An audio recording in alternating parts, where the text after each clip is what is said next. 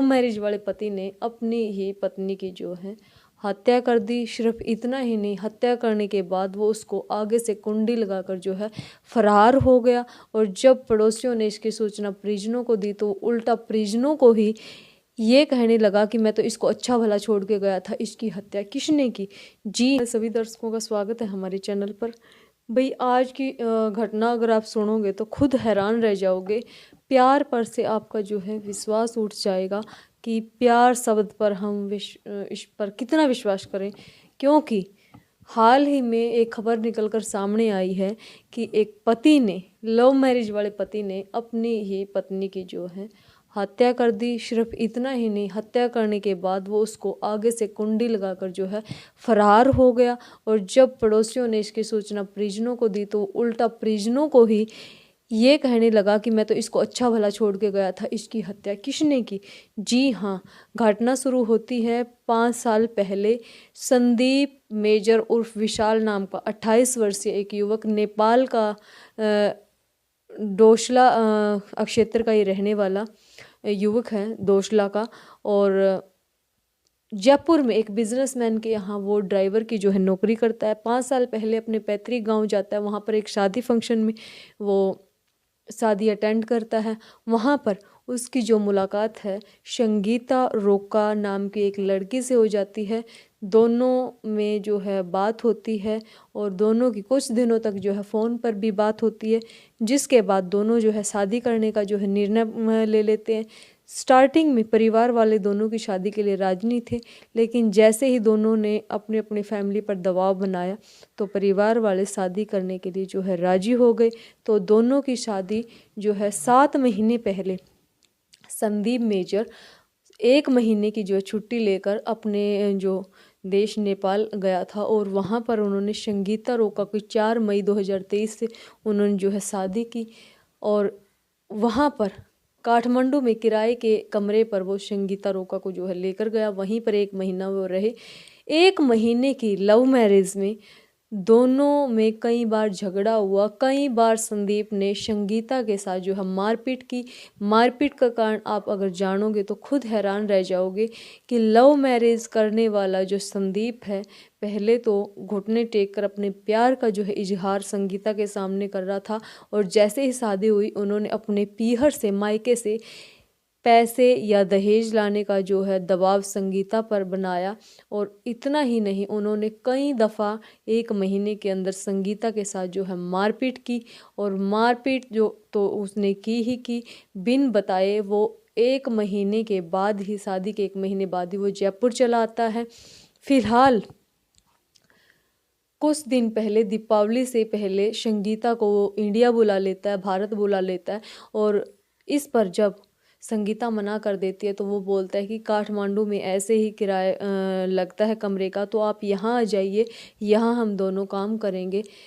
वैशाली नगर में जो किराए का जो मकान है उस पर वो उसको नहीं लेकर जाता, बल्कि बाबू नगर में वो उसको जो है एक केयर टेकर की जॉब पर लगा देता है।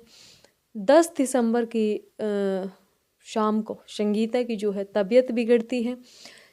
संगीता रोका को वो अपने जो वैशाली नगर स्थित जो मकान है वहाँ पर ले आता है, डॉक्टर के पास जाता है, दवाइयाँ दिला देता है, वहाँ पर उसको छोड़ देता है।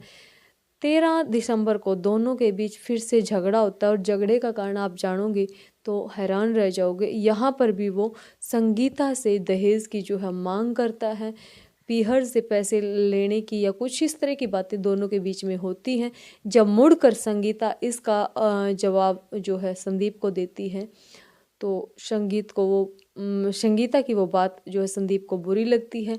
वो बात अगर आप जानेंगे तो आप खुद भी हैरान रह जाओगे। संगीता ने कहा कि आपकी बहन की भी तो लव मैरिज हुई है, आपकी बहन ने भी तो भागकर शादी की है, तो दहेज की कुछ बातें दोनों के बीच में होती है, जिस पर उन्होंने बहन का कोई ताना संगीता ने संदीप को दे दिया।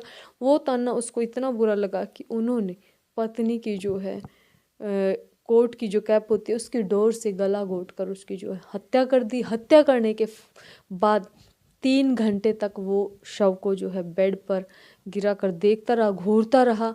और जब 5 बजे सुबह मालकिन का फ़ोन आया, बिजनेसमैन की पत्नी का जो है फ़ोन आया, तो आगरा जाने की बात उन्होंने कही, तो उन्होंने कहा कि मैं तैयार हूँ। उन्होंने जब संगीता की तबीयत के बारे में पूछा तो संदीप ने कहा कि वो अभी सो रही है और हम आगरा जो है चल रहे हैं।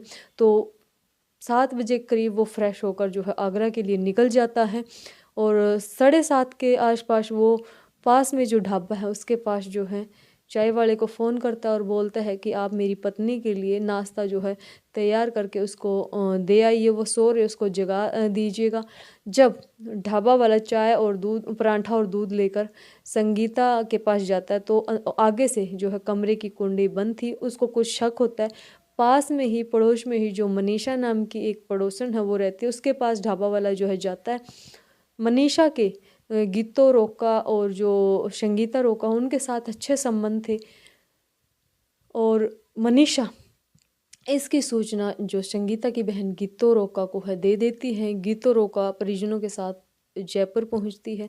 वैशाली नगर में जब वो मकान में पहुंचती है तो देखकर दंग रह जाते हैं। गीतो रोका बताती है कि जब हम कमरे में पहुंचते हैं, मकान में पहुंचते हैं तो आगे से जो है कुंडी बंद थी और संगीता बेड पर जो है पड़ी हुई थी, उसके गले पर गहरे लाल निशान थे। जब वो संदीप को कॉल कर बुलाती है तो उल्टा संदीप उनसे ही कहता है कि मैं तो इसको अच्छा भला छोड़कर गया था, इसको किसने मार दिया। वो परिजनों के साथ पुलिस स्टेशन भी पहुंचता है और वहां पर गुमराह करने की कोशिश करता है। कहता है कि मैंने तो संगीता को अच्छा भला सुबह छोड़ा था, हम दोनों ने चाय बिस्कुट सुबह खाए हैं और फिर मैं काम के लिए निकल गया था। कई तरह की कहानियाँ संदीप ने पुलिस को सुनाई, लेकिन गीतो रोका ने सारी जो है बात पुलिस को बताई, जिस पर पुलिस का शक जो है संदीप की तरफ और गहरा हुआ और कड़ाई से जो है संदीप के साथ पुलिस ने जो है पूछताछ की, जिसमें उन्होंने संगीता की जो है हत्या की बात कबूल ली।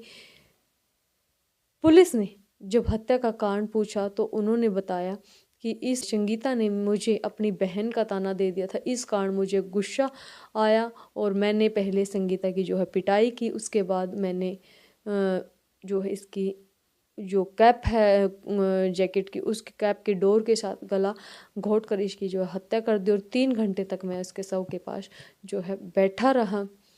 कितनी हैरान करने वाली बात है कि जिस प्यार में लोग बड़े बड़े वादे करते हैं, कुछ ही दिनों बाद वो प्यार का भूत उतर जाता है और फिर पार्टनर की लोग हत्या करने से भी गुरेज नहीं करते।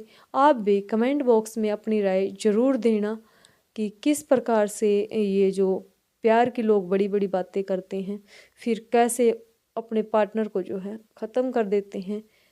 मुझे दीजिए इजाज़त। वीडियो पसंद आई हो तो लाइक कीजिए, चैनल को सब्सक्राइब कीजिए। जय हिंद, जय हरियाणा।